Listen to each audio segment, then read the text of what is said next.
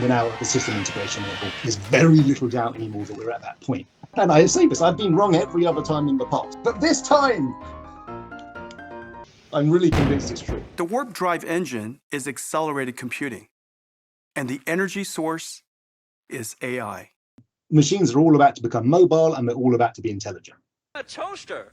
It is my raison d'etre. I toast, therefore I am. The person that you should believe in this is Mark Raber. It's going to be really important for us to scale. Mark Raber is setting up the AI Institute, and the group in Boston Dynamics will make an initial investment of more than $400 million in the new institute, which will be led by Mark Raber. His thing now is all the bits exist. We're now at the system integration level, technical level. I don't think there's very little doubt anymore that we're at that point. We've gone past it, as it were. And I say this, I've been wrong every other time in the past. As has everyone. Since you've seen the Tomorrow's World footage from the 60s in black and white. Oh, I love it. The year 2000, I think I'll probably be the spaceship to the moon dictating two robots, or else I may be, I don't know, in charge of a robot court, judging some robots. But this time, I'm really convinced it's true. That does seem pretty scary, though, don't you think? Well, okay, if we're going straight there, then I would put Terminator to you. But in 1984, Terminator was a proper horror film. Yes. Terminator is now a clown. The Terminator, the original Arnold Schwarzenegger, is the light relief in the films. And then you've got the other thing about, is AI going to wipe us all out? I mean, it just goes straight for the heavy stuff, right? Yeah.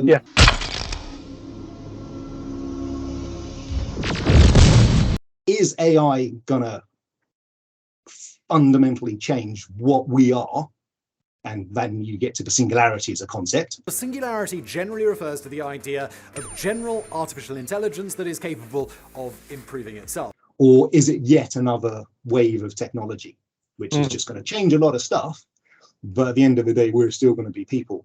It will change us. I think in the sense that we will no longer be the people that we were, in the sense that we were no longer the people that used to be 98% of the population farmers. And I am your king. I didn't know we had a king. I thought we were an autonomous collective. Humanity has changed, but it hasn't wiped us out. And in fact, you can consider that the first proper contact between humanity and AI was social media. And in many ways, we lost. Usually shouting about conspiracy theories. You're putting plastic on your face. With a sign that says Q sent him. It's not going to wipe us out. It's not going to break goo or any of these other scenarios, but society is going to change really rapidly. And historically, we've not handled that very well. And a lot of people have ended up getting hurt. Please, sir. I want please. What? Ask for more? Do you see in the same way that, and we've kind of been incorporating sort of low-level AI into automation controllers for manufacturing for a good few years now. Are we really just at the very start of what that can do, and is that going to really change manufacturing? Oh, okay. Yes, absolutely. We're not going to stop using heavy machinery because it's obviously appropriate for certain things. That long-term trend that more and more machines are tended by less and less people. Yeah. I don't see any reason why that wouldn't accelerate like all the other things are going to accelerate with AI. The facility was designed, built, and is operated mechanically. No significant human presence from inception to production. So robots building robots. Authorization code, please. Well, that's just stupid. All the things you can do in the internet, in the digital world, are about to have mirrors in the real world. Yeah, that's what happened in The Matrix 4. The difference between The Matrix 4 and the previous films was that in that film, the Matrix came back out into the real world. A strawberry? Using digital code from The Matrix, we retro-convert it into DNA sequences. And they grow here. It's not easy augmenting the genome to photosynthesize biosky, but we're getting there. Go ahead, try it. That's the concept they were trying to introduce us to. And given how well the film did, people were not ready for that. No. And what's wrapped up with that is that you're not going to have a choice. What can I get for you? What? You look like a whiskey man. Okay. Oh, you're a robot. Android, technically. I prefer the term artificial person myself. I mean, people are shipping products, so you're going to encounter them. Yeah. And once the first few start making a bunch of money. What? Money makes the world go round, the world go round, the world go round. What's so weird about this as well is that so much of it is open. In a stunning move, Meta released its AI software called Llama as open source. The fastest growing app in history, which could have been the most valuable product therefore in history, is freely available. Hey Digit, clean up this mess. When I walk on screen, I issue a voice command to Digit, which it recognizes based on hearing its name.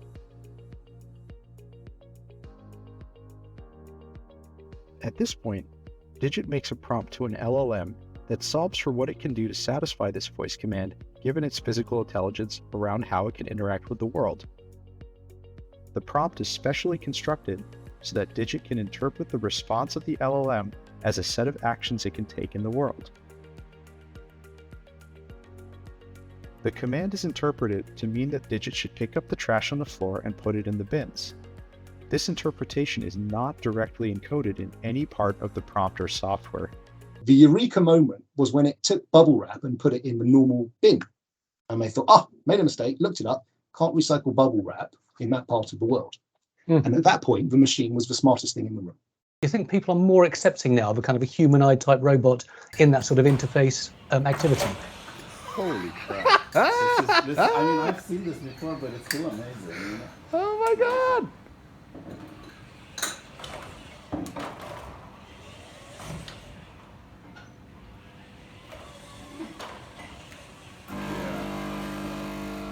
Yeah, absolutely, without doubt. It points to what has to happen next. And the leading people in this, I would say, are Enchanted Tools, which is a Paris-based startup. As long as when you first see it, you think, oh, okay, I know that's a robot and I like how it looks. Yeah. And it's just a non-issue. And if you look at Amica, by Engineered Arts, they do a very nice sidestep of making the skin a non-human color. The facial expressions, at times it's still a little bit odd, but on the whole, it doesn't do anything which is which makes you feel that it's like seriously ill at that time. When it boots up, actually does this whole weird sequence where it checks everything, and then it really looks like something having a spasm. But you know what it is. So if you know what it is, that goes away. The market will tell us. It will. It will. Okay, so let's talk about your own project then. Thank you very much. And if we go back to when it started, what you were hoping to achieve, and why? We're servicing machines. Appliance is something that you service. Every day we empty the dishwasher. Every day we empty the washing machine. And yes, that is fantastically better than spending a whole day cutting firewood and boiling a fire and washing your own clothes. You plunge and scrub. Plunge and scrub. But still, that has become the new chore. And the difference for me is that the robotic systems, from the user's point of view, it does the whole thing.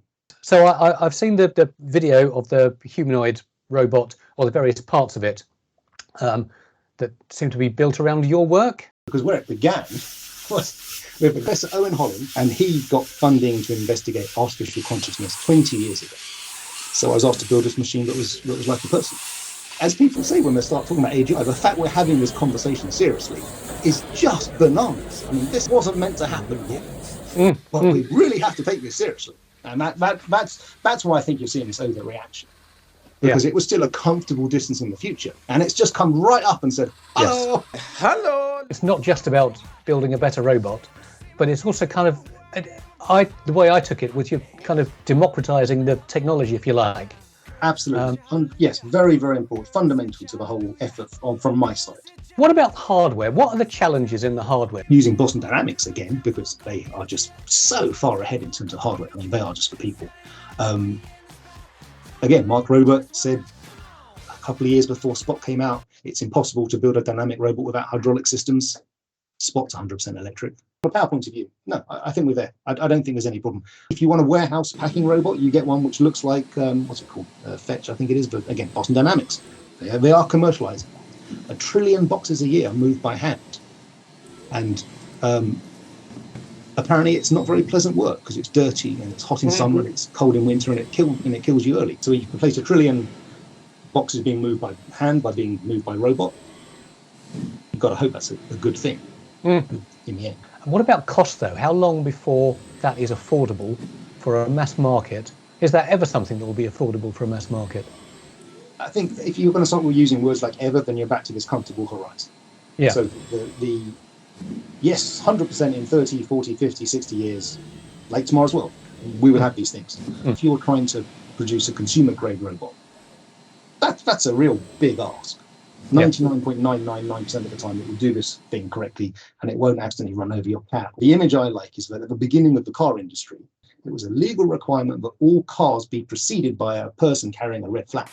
And I also always think of what Chris Anderson said about the drone revolution, if you will. When I was an undergrad, drones were top-end, secret, DARPA, military-funded project. And now they're given away free if you buy 100 euros of printing supplies from my local print supplier. And according to Chris Anderson, the reason that happened is that all the people in the community doing their day jobs were engineers at top-end companies, and what they always dreamt of doing was making really cool flying machines. Yeah. And I have a feeling that there's a very large number of people out there that have always dreamed of having their own robot. And that's the point. Thank you. Say bye-bye. Bye-bye. Take care.